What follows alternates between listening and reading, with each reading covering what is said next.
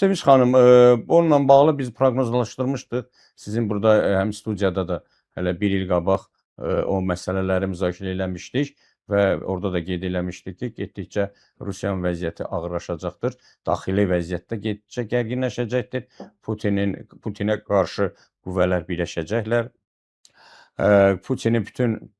Rusiyanın bütün o enerji resursları məhv ediləcəkdir Ukrayna tərəfdən.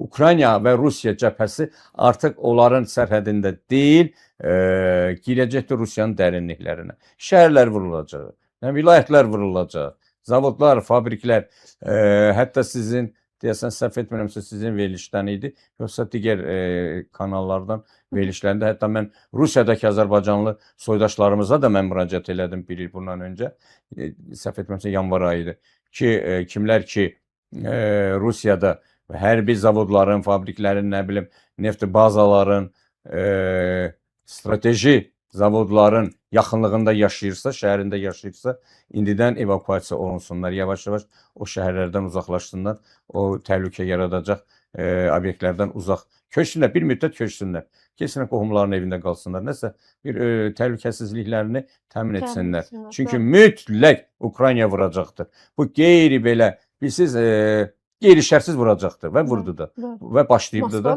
dağıdır. Moskvanın 15, deməli Kremlə 15 kilometr qalmış Moskvanın yanacaq bazasını vurdu. Bax, nə deməkdir ki? Strateji. Heç bunu Hitler eləyə bilmədi o vaxt. Napolyon girəmədi, eləyəmədi. Amma Zelenski elədi. Buna görə də qarşıda daha acınacaqlı günləri gözləyir Putini. Mən o vaxt da dedim ki, hələ ilin əvvəlində də dedim ki,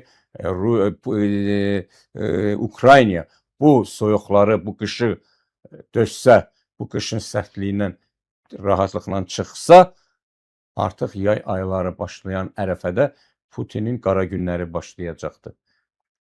Putin qaynar qazanda yanacaq.